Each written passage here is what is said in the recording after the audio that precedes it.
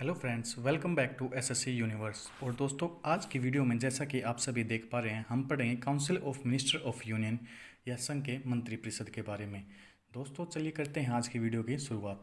जैसा कि हम सभी जानते हैं, आर्टिकल 74 में बताया गया है कि राष्ट्रपति की सलाह हेतु मंत्रिपरिषद होगी या काउंसिल ऑफ मिनिस्टर होगी। दोस्तों, मंत्रिपरिषद का अध्यक्ष जो होगा वो होंगे हमारे प्रधानमंत्री। और दोस्तों, प्रधानमंत्री जो हमारे होते हैं वो मंत्रिपरिषद और राष्ट्रपति के बीच में एक मीडिएटर या मध्यस्थ का कार्य करते हैं। तो कभी आपसे क्वेश्चन पूछा जाए कि हमारे संविधान में या संसद में मंत्रिपरिषद और राष्ट्रपति के बीच में मध्यस्थ का कार्य कौन करते हैं, तो दोस्तों वह होंगे हमारे प्रधानमंत्री। इसी के साथ साथ दोस्तों, मैं आपको बताना चाहूँ कि हमारे मंत्री कितने तरह के होते हैं। तो दोस्तों, मंत्री 3 तरह के होते हैं। इसमें सबसे पहले आते हैं कैबिनेट मंत्री। दोस्तों, कैबिनेट मंत्री के बारे में मैं आपको बता दूं, ये कुछ महत्वपूर्ण या इम्पोर्टेंट डिपार्टमेंट और विभागों के मंत्री होते हैं और अपने डिपार्टमेंट से रिलेटेड सभी शासन संबंधी इम्पोर्टेंट निर्णय ये ही लेते हैं। इसके बाद दोस्तों, यहाँ पर एक काफ़ी इम्पोर्टेंट फैक्ट ये भी है कि एक ही आदमी एक से ज़्यादा डिपार्टमेंट्स का मंत्री हो सकता है।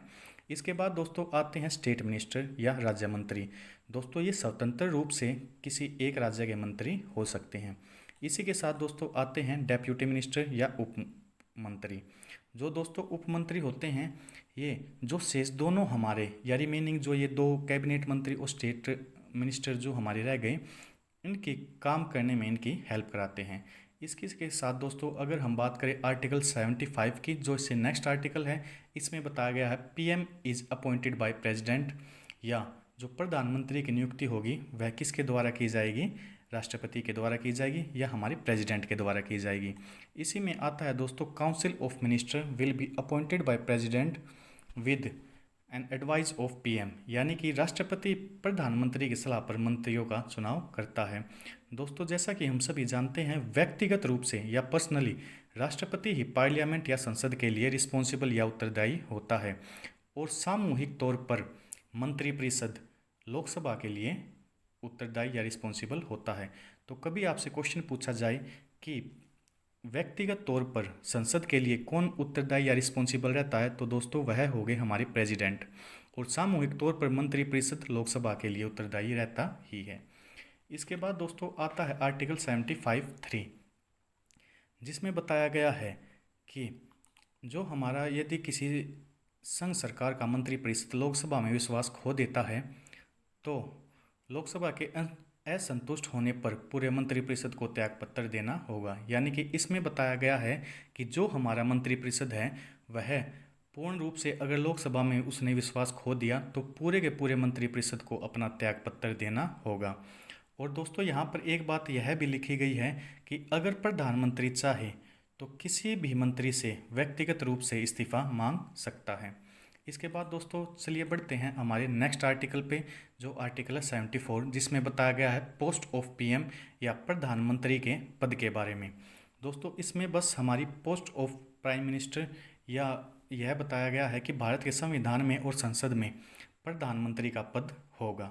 इसके बाद दोस्तों आता है आर्टिकल 75, जिसमें बताया गया है कि PM is appointed by president, यानी कि जो हमारे प्रधानमंत्री होंगे उनको उनको यानी कि जो शपथ दिलवाएंगे वो दिलवाएंगे कौन, हमारे प्रेसिडेंट। और उनका चयन किसके द्वारा किया जाएगा, हमारे राष्ट्रपति के द्वारा ही।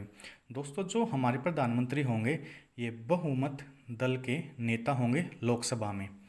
और अगर बात की जाए इनकी अपॉइंटमेंट की, तो दोस्तों इनकी अपॉइंटमेंट या नियुक्ति की जाती है राष्ट्रपति के द्वारा। दोस्तों, इनका चयन किया जाता है, जो ये इनका चयन होता है ये एक बहुमत दल के नेता होते हैं लोकसभा में। लेकिन जो इनकी नियुक्ति के लिए शब्द का प्रयोग किया जाता है या वर्ड का यूज़ किया जाता है वो होता है दोस्तों अपॉइंटमेंट, या नियुक्ति किसके द्वारा की जाती है, तो दोस्तों इनकी नियुक्ति की जाएगी राष्ट्रपति के द्वारा। इसी के साथ साथ दोस्तों इसमें बताया गया है कि इनकी सैलरी के बारे में, कि जो इनके वेतन और इनके भत्ते होंगे वे संसद के द्वारा ही डिसाइड किए जाएंगे। और जो इनकी आने जाने की यात्रा का खर्च है या किसी रूप से इनका किसी भी तरह की इनको मेडिकल सर्विस चाहिए या इनको रेजिडेंशियल सर्विस चाहिए, तो दोस्तों वह इस आर्टिकल में बताई गई है कि वे सारी फैसिलिटी इनको पार्लियामेंट के द्वारा ही अवेलेबल कराई जाएंगी।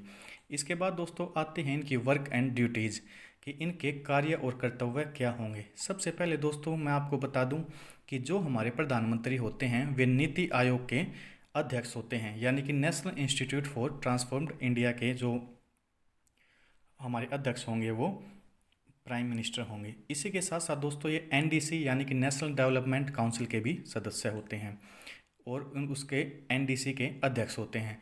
एनडीएमए के अध्यक्ष भी दोस्तों कौन होते हैं, हमारे पीएम होते हैं, नेशनल डिजास्टर मैनेजमेंट अथॉरिटी।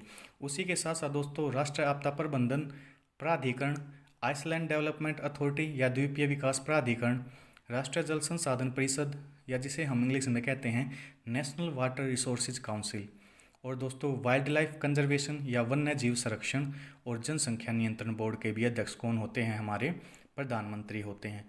दोस्तों आपसे इन सभी डिपार्टमेंट्स में से क्वेश्चन काफ़ी बार पूछा जाता है कि आपको इन्हीं में से कोई एक दे दिया जाएगा ऑप्शन में, और आपसे पूछा जाएगा कि जो हमारे प्रधानमंत्री होते हैं वो इनमें से 4 ऑप्शंस में से किसके अध्यक्ष होते हैं। तो दोस्तों ये आपको काफ़ी बार क्वेश्चन में आए हुए हैं और अब भी पूछे जा रहे हैं।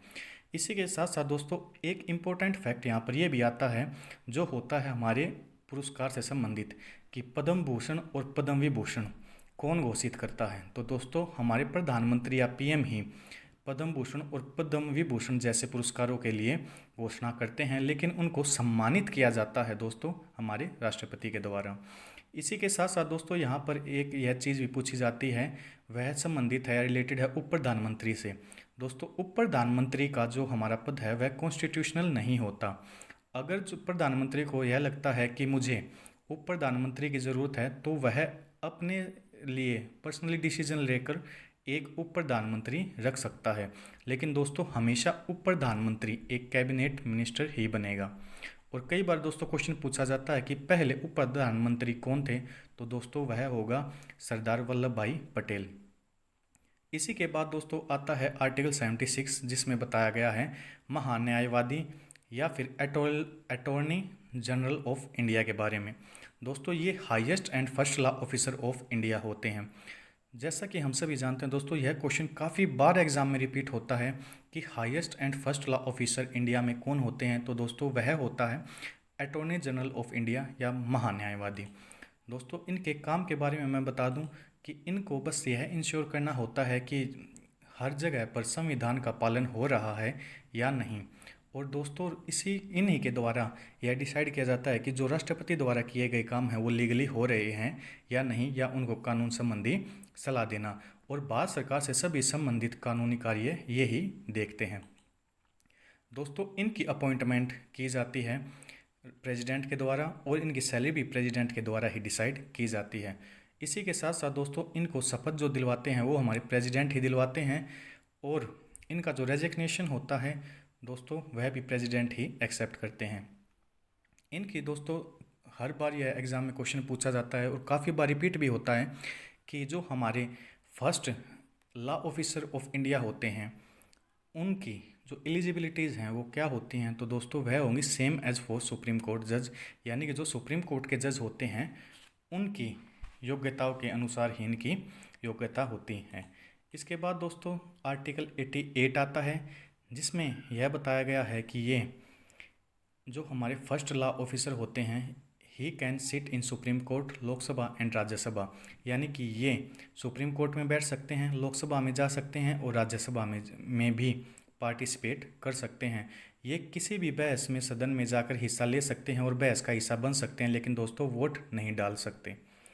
और दोस्तों इनकी ये ही शक्ति इनको चीफ जस्टिस ऑफ इंडिया से ज़्यादा शक्तिशाली बनाती है। तो दोस्तों कभी आपसे एग्ज़ाम में यह क्वेश्चन पूछा जाए कि कौन सा आर्टिकल फर्स्ट लॉ ऑफिसर यानी कि अटॉर्नी जनरल ऑफ इंडिया को CGI chief justice of India से ज़्यादा शक्तिशाली बनाता है, तो दोस्तों वह होगा आर्टिकल 88 जिसमें बताया गया है कि हमारे अटॉर्नी जनरल ऑफ इंडिया यानी कि first law officer supreme court में जा सकते हैं, लोकसभा और राज्यसभा में पार्टिसिपेट कर सकते हैं और डिबेट का हिस्सा ले सकते हैं, लेकिन वोट नहीं डाल सकते। इसलिए आर्टिकल 88 इनको सीजीआई से ज़्यादा शक्तिशाली बनाता है।